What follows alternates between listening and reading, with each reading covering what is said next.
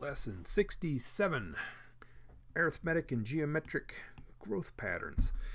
If you take a look at the syllabus, and in particular the course description, you'll see a sentence that says, sequences are briefly introduced. Yeah, that's today.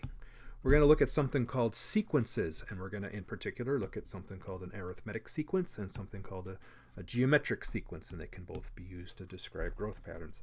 So, here's a sequence right here. This is what we mean by a sequence. You got a number, a number, and you just keep getting more numbers.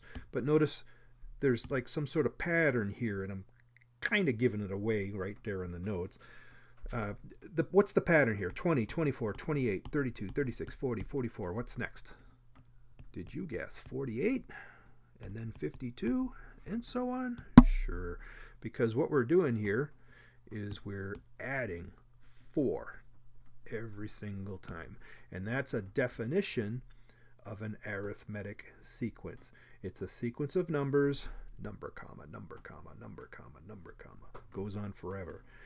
Or I guess it doesn't have to go on forever, but it often does, where you keep adding something, the same thing, over and over. Okay, you keep adding the same thing over and over. Now, a little notation I'm going to have to throw at you. We call these things A, not X, A. We're going to call them A. And in particular, we're going to say that this is A sub 1. It's the first term is 20. The second term is 24, so we call that A sub 2. And the third term is 28, and we call that A sub 3, and so on, out to a general A sub n. You know, n can be any number. So A sub whatever you want is the whatever you want term. A sub 20 is the 20th term, and so on. Okay, so that's something. Another something is this amount that it keeps increasing by, this 4. It keeps adding 4. We call that the common difference. I know we keep adding and then we call it a common difference. Don't you love that? Should call it a common adder or something. But anyway, it's called the common difference because the difference between any two terms is always the same. So if you were to take 36 minus 32, you would get 4. Or if you were to take these two terms, 48 minus 44, you're going to get 4. And so on. So the difference between any two successive terms is always the same. It's always 4. So we call that the common difference. Little d is our little abbreviation for common difference. And in this particular case, we've got d equals 4. So what you could do to make an equation for this, there's actually 2 ways. Maybe I should say formula. That might be a better way. How can we formulate this sequence? One way to formulate it is exactly as it's shown right here. 20, 24, 28, 32, ... and the person could just use his imagination and say, oh, I see what's going on. That's actually not a bad description, except it might take up a little bit of space. Here's another way you might describe it. It's recursive, and I would think the recursive description would be better if you're just trying to explain to somebody what happens. You might say, well, you start at 20, right? And then you have to tell them what to do next. And then to get to the next term, you add 4. So how do we say that? We say to get to any term n, you would take the term before it, the n minus 1th term, and you would keep adding 4. Okay, that would be a nice recursive description for this thing. So n can be anything, right? So like let's say n is equal to 9. You'd have a sub 9 is equal to a sub is equal to is equal to a sub now if n is 9, this is 9 minus 1 is 8 plus 4. So you want to get the 9th term? Great, go to the 8th term and add 4. Okay, what's the 8th term? You want the 8th term? Great, take the 7th term and add 4. Okay, cool. How do you get the 7th term?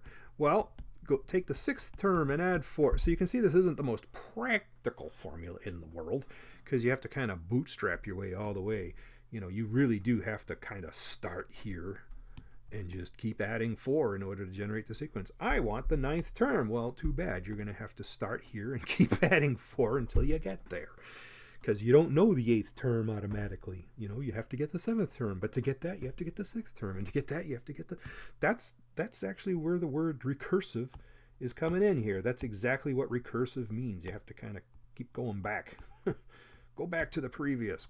Keep going back until you get to the beginning and you can finally kind of bootstrap your way forward to the answer.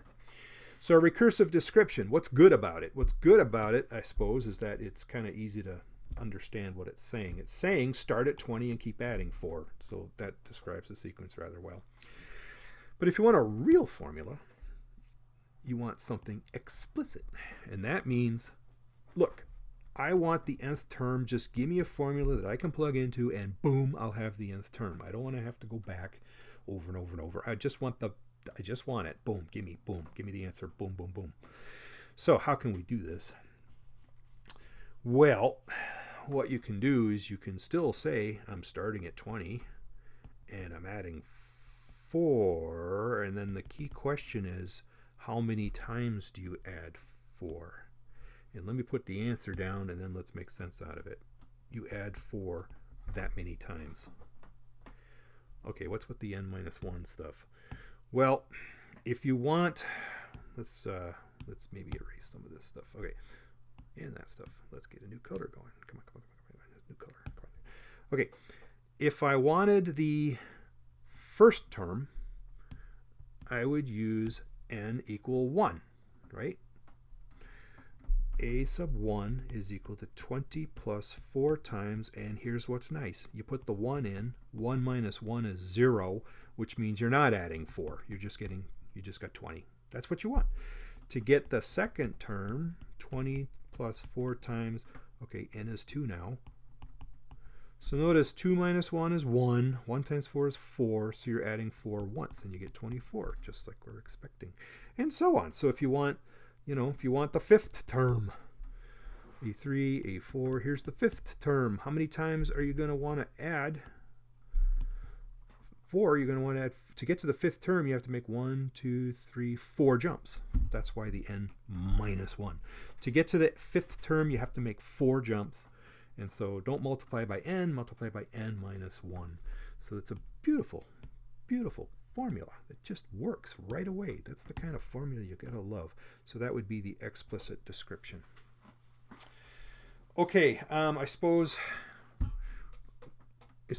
I could talk about geometric next, but I suppose what I think I want to do is I want to say, okay, let's go to the next page, not this one, the third page, and let's just do a massive example of an arithmetic sequence. If you can handle everything in this problem, you can handle arithmetic sequences pretty well, I should say. So here's an example of a situation where an arithmetic sequence applies. We got Biff's factory. It produces 100 widgets in January, but then it produces 103 in February, and then it produces 106 in March, and so on. So you can kind of see 100, 103, 106. Okay, we've got these numbers that are going up as an arithmetic sequence. Okay, and actually that's question A. How do we know it's arithmetic and not something else? Because we keep adding a constant amount. In this case, 3. For this one, the common difference, little d, is 3. Because it goes 100, and then it goes 103, and then it goes 106, and we just expect that to continue forever. Okay, get that out of there. Okay, that was cool. So this is an arithmetic sequence. The factory outputs are 100, and then 103, and then 106, and then 109, and then 112, and so on, and apparently it's just going to keep going like that for a while anyway. Okay, actually it says right here, for a total of 10 years. Okay, so it's going to keep doing that for 10 years. Amazing. So next question. How many terms are in the sequence? Suppose you could keep counting. You could say, well, that's January, that's February, that's March. April will be 109. May will be 112. June will be 115. And now you want to go 10 years. So how many terms are you going to have here? Well, in 1 year, you're going to have to go from January to December, so that's going to be 12 terms. So if you go 12 terms every year for 10 years, well, that's 120 terms. Sometimes we say capital N equals 120. So like little n can be anything. Hey, what's the 5th term, right? We use a little n to say whatever term we want. Hey, what's the 18th term? We'll use a little n. But sometimes we'll use a capital N to say, look, 120th term, there aren't any after that. That's the last term. So capital N is 20. Now, part C. Write a recursive description of the sequence. Remember, recursive is a two-part description. Start and do what each step. Those are the two parts you have to figure out. Start at, I should say. Start at and do what for each step. So we're starting at 100. Boom. We're halfway done with our recursive description. We know that we start at 100, and then we keep adding 3 in this case. So you would say to get to any term n, you would take the term that came in front of it and add 3. Okay, that would be your recursive description. Take the term that came in front and then add 3. So some people take a little while to get used to this, but n is something, n minus 1 is just the one before, right? And you know. Okay. Write an explicit description. That's the one where you have one formula. It's just going to give you an equals boom. An equals boom. But it has a lot to do with it's kind of taking the recursive description and sort of writing it all in one line. Start at 100 and keep adding 3.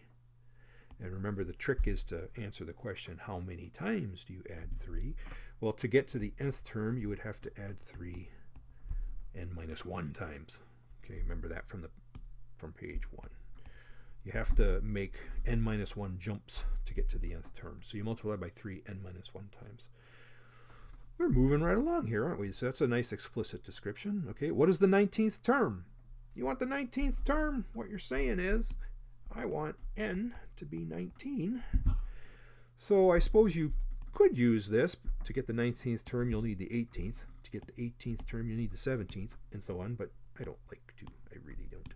What I'm going to do is I'm going to use that formula. So the 19th term, a sub 19, is equal to 100 plus 3 times 19 minus 1. And if you work that out, you're going to get 154. Yep, 154. Cool.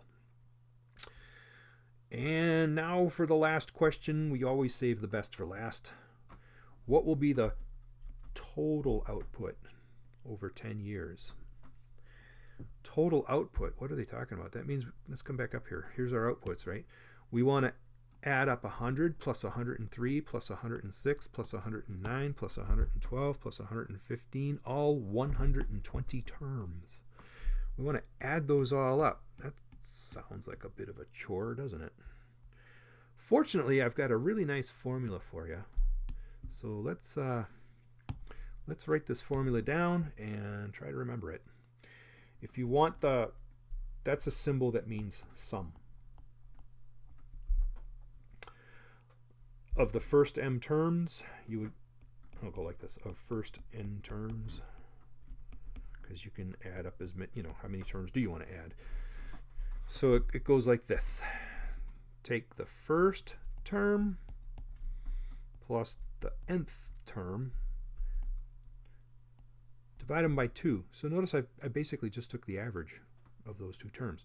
I took the average of the first term and the nth term, and then you multiply by the number of terms, which is what that n is. N is how many terms you've got. Sometimes, by the way, sometimes I write this formula this way: first plus last over 2 times n. It means the same thing. So whichever formula you're more comfortable with, you should use. Maybe I'll grab this one. The first term plus the last term over 2. So in this particular case, we can grab the first term. What was the first term? Was it 100, right? Yeah, it was 100. 100 plus the, we got to get the 120th term here. So in our case, we want to add the first 120 terms, right, for all 10 years. We figured out that there's 120 terms in part B. So we have to find the 120th term. So actually pull over. Let's find the 120th term. So up here, 120th term is 100 plus 3 times 120 minus 1. That's following the pattern there. I think that comes out to 457. Yeah, 457. Okay, cool. So 100 plus 457, and I might as well go back to my old color. That gets divided by 2, and then we're adding how many terms? 120 terms. So you would multiply that by 120. So it's calculator time, of course. So So 100 plus 457 is 557. I'm going to divide that by 2. I'm going to hit my equals button first. Then I'm going to say times 120, and I'm going to get a total of 33,420 widgets have been produced or will be produced over that 10-year period, assuming they can really keep that, going up by 3 every single month. So 100, 103, 106, 109, and so on for 10 years adds up to 33,420 widgets. So do make sure you keep this formula handy. It's going to show up, right? So that's our special formula for adding the first n terms of an arithmetic. We're playing with an arithmetic sequence here. Maybe you want to put the word arithmetic here just to remind you.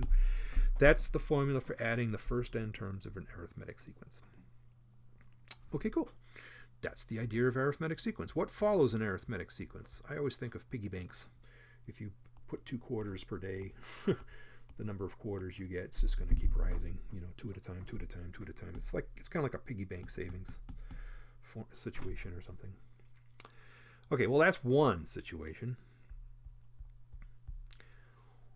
Here's another kind of sequence right here. What's going on here?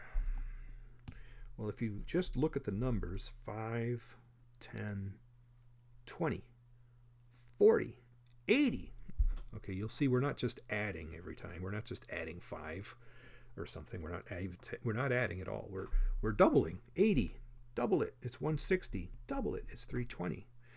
We're timesing by 2. So a sequence of numbers where you keep, where you keep multiplying by something and over. That's called a geometric sequence. So we keep doubling, so we have a geometric sequence. You could be tripling, you could be multiplying by a half if you want to. But you're multiplying by something over and over. It's called a geometric sequence. Now we have kind of the similar notation here. That's the first term, that's the second term, that's the third term, and so on. Now to get from here to here, we have, well, it's not a common difference, right? It's a common ratio is what we call it, because the ratio of any 2 successive terms stays the same. If you were to divide 160 over 80, you'd get 2. If you were to divide 320 over the previous term, you get 2. Whenever you divide any term by the previous term, you get 2. 80 divided by 40 is 2, and so on. It's true all the way through the whole sequence everywhere. So we call that the common, since it's common, the common ratio, and the abbreviation is a little r, and in this case we have r equals 2. So that's a geometric sequence starting at 5 with a common ratio r equals 2, which I just gave you the recursive description in words form anyway. Recursive description, remember that's where you kind of give two parts. You say start here and keep doing this. That's a recursive description. Start at 5, a1 equals 5, and keep doubling, which means if you want the nth term, you're going to take the term that came before it and you're going to multiply it by 2. You might as well put the 2 there, right? So there's a nice recursive description. It says exactly what to do. Again, the problem with this one is if you want the 12th term, you're going to have to multiply 2 times the 11th term. But then to get the 11th term, you have to get the 10th term first, but then to get the 10th, and so on.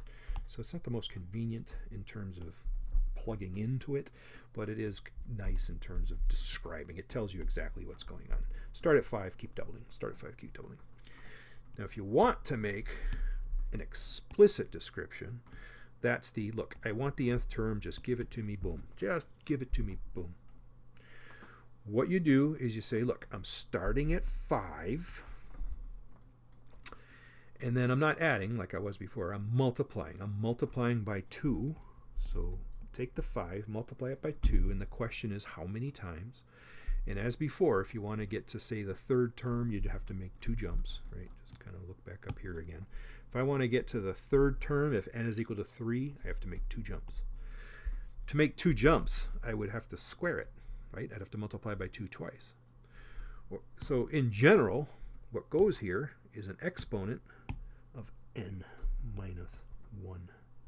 That's beautiful. That's beautiful. So start at 5. That's your common ratio. Keep doubling, and that's the number of jumps you have to make to get to the nth term. You have to make n minus 1 jumps. So that's how that formula works. By the way, you might want to click on these someday. They're kind of cool. Anyway, that's how a geometric sequence works. Let's go to page 4 with our massive example of a geometric sequence. What do we got here? Vivi. Vivi graduates high school. She gets a job. She's going to earn 16 grand a year. This is kind of an old question. That would only be like, what, $8 an hour. So I'm sure she's doing better than that. Anyway, Vivi graduates high school, and let's just use this number. She gets a job earning 16 grand a year. She's thinking she's going to keep this job for 50 years. Why? Because it's a union job, of course. It's a union job, and a union contract says, oh, yeah. We can get you 3% raise every year. That's what the union rep is telling her, at least. Yeah, we'll get you a 3% raise each year on average. We can do that. We've got, bargaining power or whatever. So she's saying, that's great. 3% raise every year. I love it. So she's going to keep the job. Okay, let's analyze this. How much will she earn in year 1? Well, in year 1, she'll earn $16,000. So that's how much she earns the first year. How much is she going to earn in year 2? Well, she's going to get a raise. Now she's going to get a raise of 3%. Now here's the hard way to do it. The hard way to do it is to find 3% of 16,000, which you might remember you make it a decimal, 0.03 times 16,000, which is 480. And then you would have to say, well, she's going to get that much of a raise, so add that on here, 16,480. So the second year, she's getting $16,480. But what it would have been quicker is to say, look, her new pay was going to be, take the 16,000, I'll put i.e., 16,000, and multiply it by 1.03. This is a trick that not everybody knows anymore. It's one of those awesome tricks that works really well. If you multiply 16,000 times 1.03, guess what? You're going to get, not that, you're going to get 16,480. That's what you're going to get. Why does that work? Because 1.03, that would be like if you made 103% into a decimal, right? So you're finding 103% of 16,000. You start with 100%, you grow to 103%. And so all you really got to do is multiply by 1.03. So I offer that as shortcut of the year, shortcut of the month, whatever. So let's get that out of here. Scram. Okay, let's just do it the short way to get year 3. What you'd have to do is you have to take year 2, 16,480, multiply that by 1.03, which I'm going to have to do now. Okay, so let's see now here. Times 1.03 equals. So in year 3, she's going to get $16,974 and about 40 cents, comma. And this is just going to keep going up year after year after year for the rest of her life, or at least that's the assumption, right? 3% raise every single year. That bothers me. Move. Okay. So what kind of sequence is that? Well, we multiplied by 1.03. We multiplied by 1.03. We keep multiplying by 1.03. So that's what we call a geometric sequence. So geometric.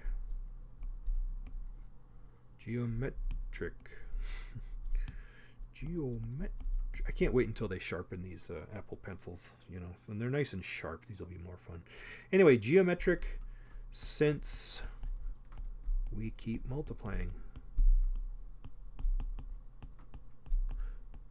The r that we keep multiplying by is 1.03. That's our common multiplier. So it is a geometric sequence. Cool. How many terms are in this sequence? Well, she's not going to work forever, right? It says here she's going to go for 50 years. So there's 50 terms in this sequence. Okay, cool. Write a recursive description. That's the old tell them where to start, tell them what to do. So the recursive would be start at $16,000, and then what do? You want to get a term? You take the term that came before that, and you multiply it by the 1.03, which I think I'll write it this way.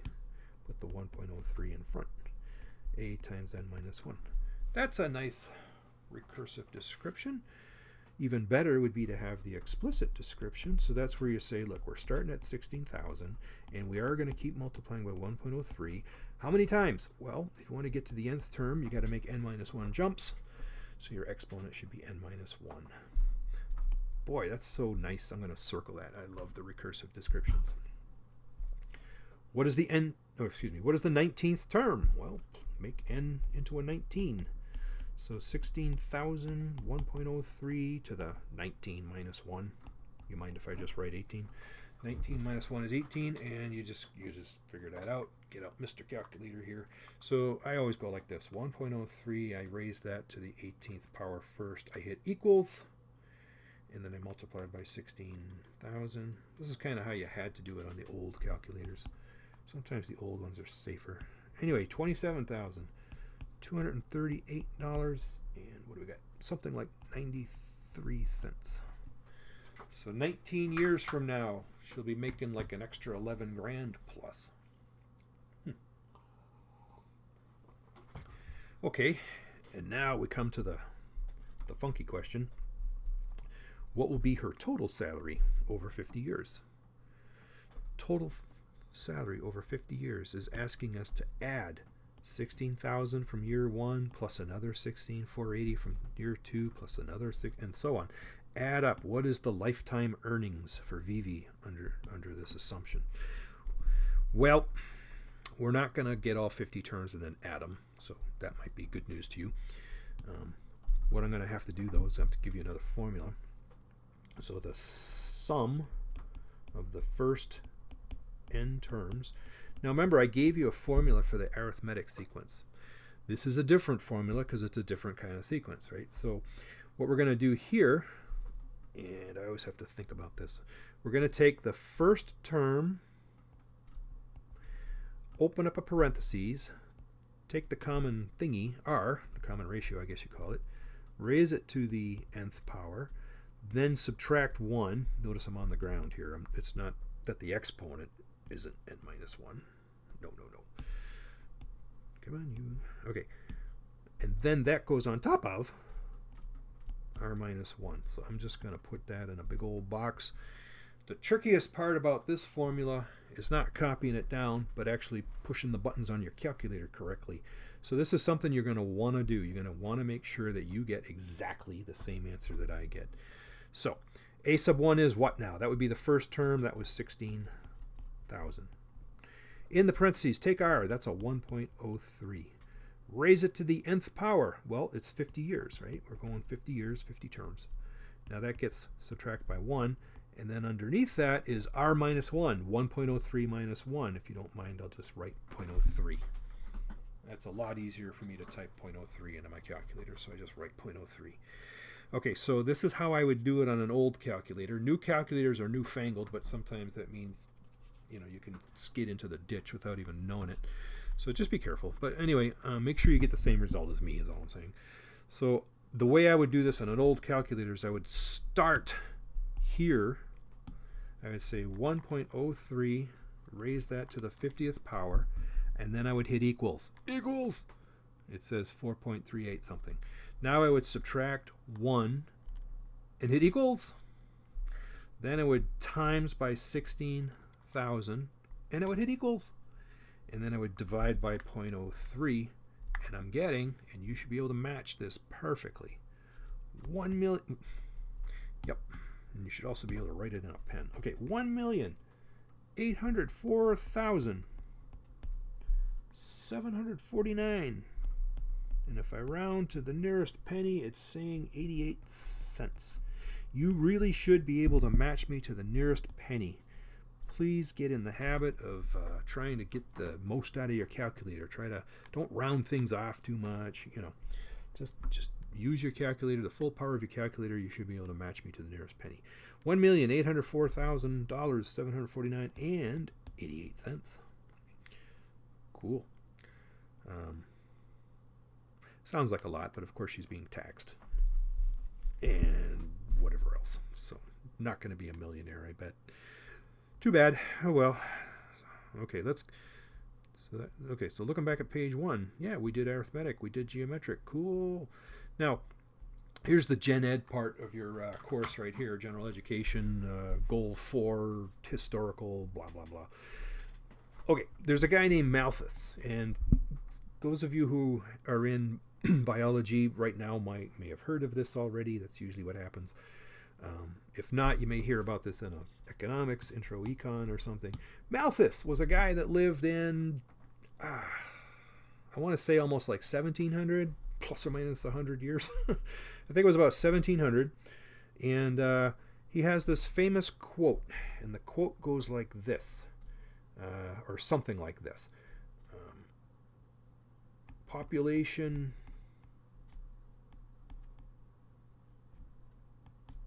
grows geometrically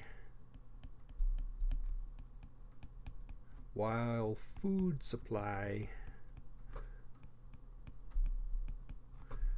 grows arithmetically.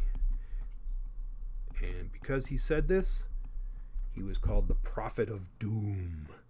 Because what he was saying was, okay, here's time going by on the x-axis here, right? Or I guess the time axis. Here's x, and then here's your food production. Let's look at that first. So all you can do to make more food is basically clear more land. Or at least that's his argument anyway. All you can really do to make more food is open up more acres, burn down more trees, whatever. And then you can double, if you double the amount of land, you'll double the amount of food and so on. But all you can really do is keep adding to your food production. Just keep adding to your food production. But population tends to do like a bunny rabbit thing, right? There's if you wait until the end of the summer, you have twice as many bunny rabbits, and you wait a little longer, you get twice as many bunny rabbits, and so on. Population tends to grow as a multiplier. There's a doubling period of some sort. And as it keeps growing faster and faster and faster, there's going to be a little bit of a clash here. The population is going to outstrip the food production, and everyone's going to starve to death. It's going to be bad. Okay, that's why we say prophecy of doom. So,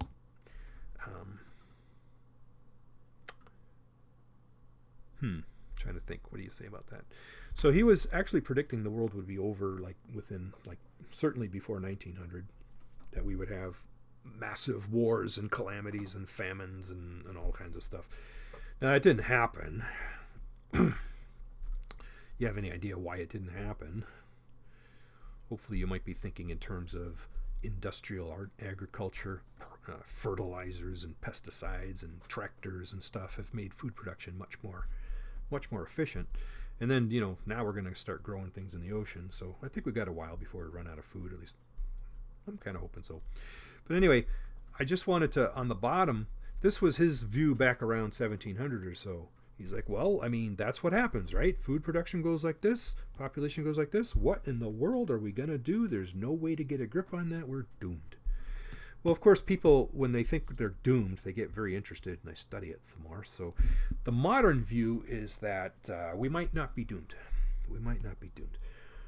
What you do is you think in terms of there's a habitat, it's got so much food available, right? Like think of 100 acres of woods, and you put some bunny rabbits in it or whatever. The population will grow at first because they'll be like, whoa, we got 100 acres, look at all this food, yay! So what'll happen is you put 3 bunny rabbits or 4 bunny rabbits in there, you start really low on the population, in other words, and because there's so much food, they really do double. Hey, I didn't want to do that. They double. They start growing like this. The population starts growing geometrically. Now the thing is, they might sense, hey, we're running out of food here, and so they kind of don't have so many kids or whatever. So this is very typical of a flu virus, right? It'll grow quickly, and then as there's fewer and fewer people to infect, it has to level off. You can't have more, it can't infect more people than there are. So the flu virus might do something like that. There's another situation where it might go like this. It will overshoot, but then everybody gets hungry and then it comes right back down. And then it might kind of level off like that. Another situation, sometimes it does this. It bounces up and down. It'll just keep bouncing up and down forever. My favorite, from a math point anyway, just because it's a fun math effect, is when it goes like this. Yay! They did this with rats. They put rats in a big chamber. they gave them a bunch of food or whatever. But they did limit the food. The food was only this much. But anyway, at first you only have like 2, 3, 4 rats, and then they start to grow like this, and they grew so fast that they overshot the food supply so fast that they had so many rats over the food supply that it was basically war of the rats, and they started getting all cannibalistic and everything, and they actually extincted themselves. So Malthus might be right. He might be a prophet of doom if we overshoot so far that we start having cannibalism or whatever. But probably more likely that one of these scenarios will happen instead, right? So anyway, that's kind of the biology class lesson for today. So math, it's got a lot to do with a lot of stuff out there. That's why we study it in the abstract, is so we can learn to use it in the practical, in the applied. Okay, that was fun.